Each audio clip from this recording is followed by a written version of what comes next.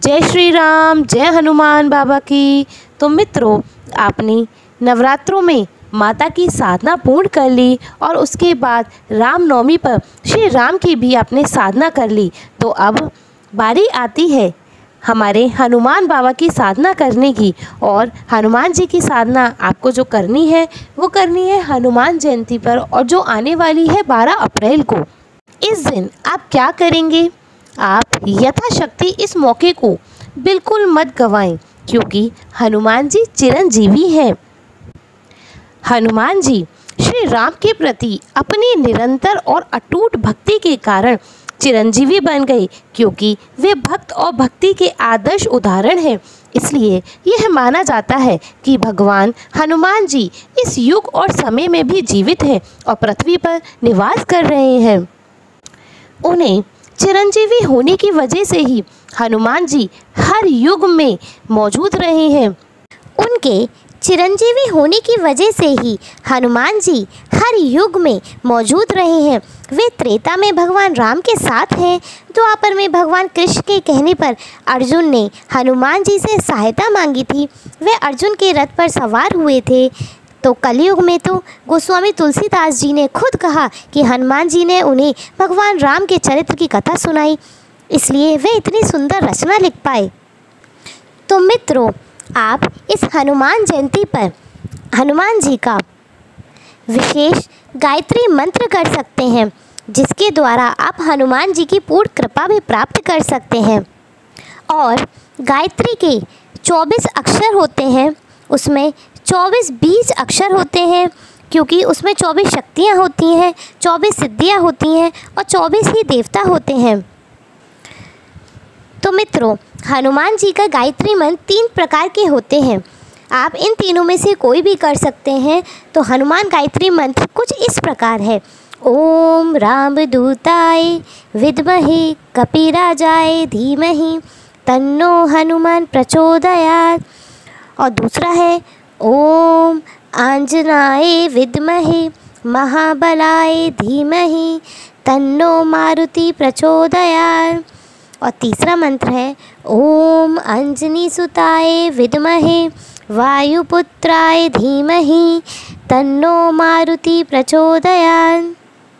अब तीनों मंत्रों में मुख्यतः जो उसकी मीनिंग आती है कि हे श्री अंजना और वायु के पुत्र श्री हनुमान, हमारी आपसे प्रार्थना है कि हमारी बुद्धि को सन्मार्ग में प्रेरित करें मुख्यतः।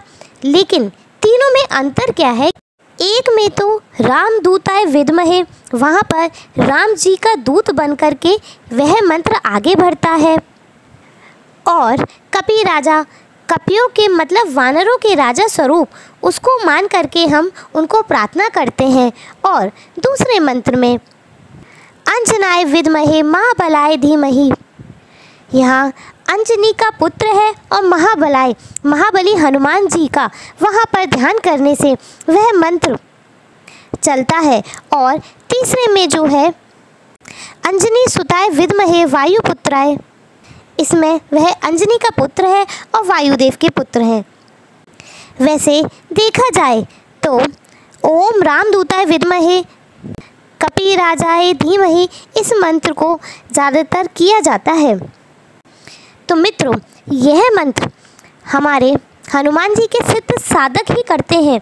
पूरे हिंदुस्तान के अंदर कई सन्यासी हैं, कई संत हैं, कई भजनानंदी हैं, वह इस चीज़ को गुप्त रूप से जाप करते हैं। वह ज़्यादा इसके बारे में आपको नहीं बताते।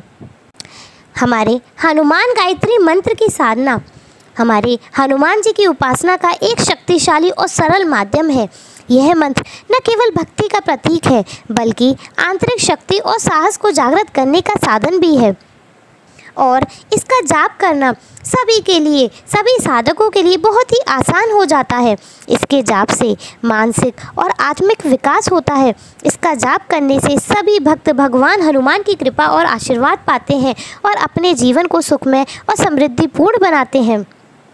यह हनुमान मंत्र हिंदी के सुंदर और प्रभावशाली शब्दों में गढ़ा गया है, जो साधक को उसकी आंतरिक शक्तियों का एहसास कराता है।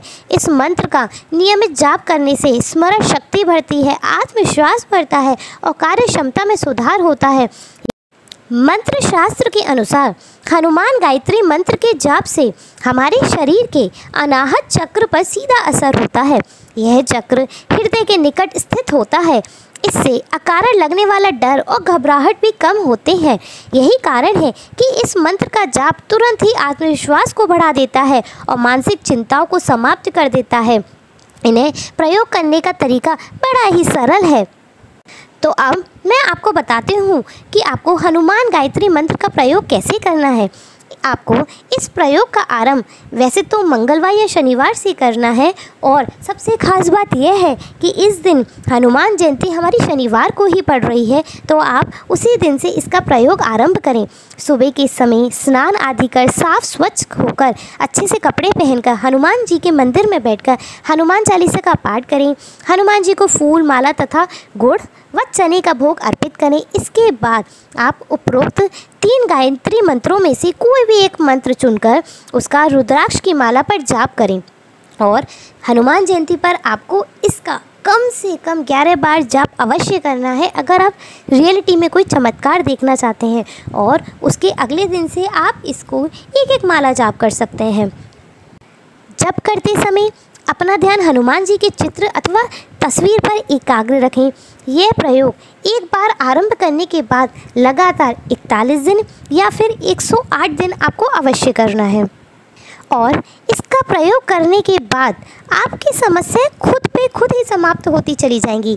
यदि आप चाहें तो इस उपयोग को लंबे समय के लिए भी कर सकते हैं। इसके प्रभाव से आप पर आने वाली कोई भी मुसीबत अपने आप ही समाप्त हो जाएगी और आपको पता भी नहीं चलेगा। और अगर आप मंदिर में जाने में असमर्थ हैं तो अपने घर के मंदिर में भी आप इसका साधना कर सकते हैं। और हनुमान गायत्री करने से पहले मित्रों, आपको ओम राम रामाय नमः का जाप अवश्य करना है। या तो 108 बार इसका जाप करें, या फिर यह भी नहीं कर पाए तो आप राम राम राम 108 बार अवश्य करें। जैसा आप जानते ही हैं कि बिना राम के हनुमान जी की कोई पूजा लगती ही नहीं है। और मित्रों, अब मैं आपको इस हनुमान जी के मंत्र के जाप के लाभ बता देती हूँ। इससे आपको भय से मुक्ति मिलेगी। आपका नियमित जाप करने से शारीरिक और मानसिक स्थिति में सुधार होगा, और रोग प्रतिरोधक क्षमता भी आपकी बढ़ेगी। आपको मानसिक शांति मिलेगी। हनुमान जी आपके संकटों को दूर करने वाले देवता माने जाते हैं, और प्रतिदिन इस मंत्र का जाप करने से आपके जीवन में आने वाली समस्याओं का समाधान होगा। भक्तों में भगवान के साथ गहरी भक्ति और विश्वास बनाए रखता है, और अध्यात्म की गहराई से जोड़ता है ये मंत्र। और नियमित जाप करने से कार्यों में सफलता मिलती है। ये बल बुद्धि देने वाला और भय को दूर करने वाला और देवताओं के साथ साथ कर्म और साधना के भी देवता माने जाते हैं, और उन्हें मंत्र का जाप करने से हमारे कार्यों में सुखमय परिणाम मिलता है। मंत्र का नियमित जाप करने से आप अपने जीवन की ऊंचाइयों तक पहुंच सकते हैं और अपने जीवन को सुखमय और सफल बना सकते हैं। मित्रों, आप हनुमान गायत्री मंत्र का हनुमान जयंती पर अवश्य ही प्रयोग करें, अवश्य ही इसकी साधना उठाएं। आप देखेंगे आपके जीवन में एक अलग बदलाव आता दिखेगा। आप इसको करें और चमत्कार देखें। और आपको मेरी वीडियो अच्छी लगती हो तो प्लीज़ इसको लाइक करना ना भूलें, और अगर मेरे चैनल पर नए हैं तो प्लीज़ इसको सब्सक्राइब अवश्य करें ऐसी नई वीडियोज़ के लिए। धन्यवाद।